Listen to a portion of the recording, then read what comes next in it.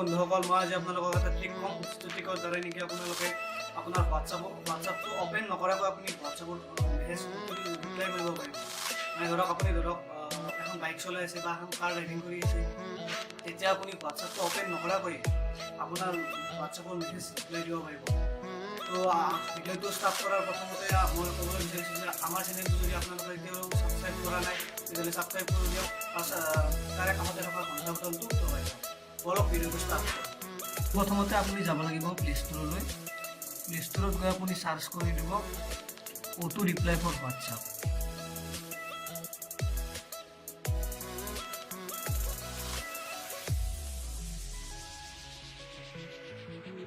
এতিয়া এনেকুৱা এখন পেজ খুলিব। ইয়াৰে 2 নম্বৰ এপ্লিকেশ্যনটো আপুনি ইনষ্টল কৰিব লাগিব। অলৰেডি মই ইনষ্টল কৰি থৈ দিছোঁ। মই ডেছক্ৰিপশ্যনত আপোনাক লিংকটো দি দিম, কথা নাই।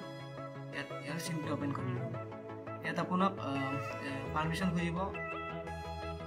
মই পাৰ্মিশ্যন দি দিব লাগিব। এলাউ কৰি দিলে হ'ল।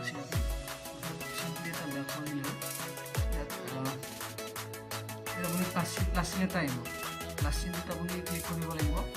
ইয়াত আপুনি হোৱাটছআপত কি অটো ৰিপ্লাই দিব, মানে কি লিখিব মেছেজত, সেইটো আপুনি ইয়াত লিখি দিব। এতিয়া ধৰক মই লিখিম এতিয়া মই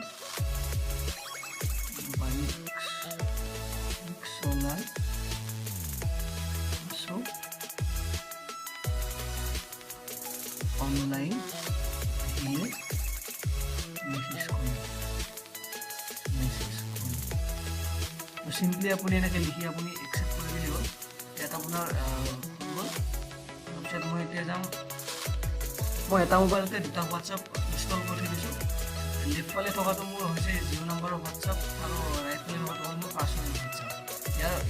ইয়াত মই মোৰ লেফ্ট ফালে থকা মোৰ 0 নম্বৰৰ হোৱাটছআপটোৰ পৰা মই ৰাইট ফালে থকা পাৰ্চনেল হোৱাটছআপটোলৈ এটা মেছেজ দিম আৰু তাৰপিছত আপুনি দেখিব অটো ৰিপ্লাই কেনেকুৱা।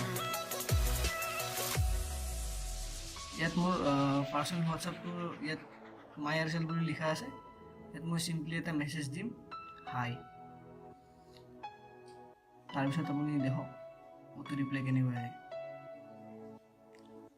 এতিয়া চাওক, ইয়াত নিজে নিজে ৰিপ্লাই আহি গৈছে। এতিয়া আপোনালোকে দেখাই পাইছিল মই তেতিয়া কি লিখি থৈ দিছিলোঁ অটো ৰিপ্লাইত, সেইটো আহি গৈছে। তো আপোনালোকৰ ভিডিঅ'টো যদি ভাল লাগিল লাইক কৰক, কমেণ্ট কৰক আৰু ভিডিঅ'টো যিমান পাৰে শ্বেয়াৰ কৰক আৰু মোৰ চেনেলটো ছাবস্ক্ৰাইব কৰক। ধন্যবাদ।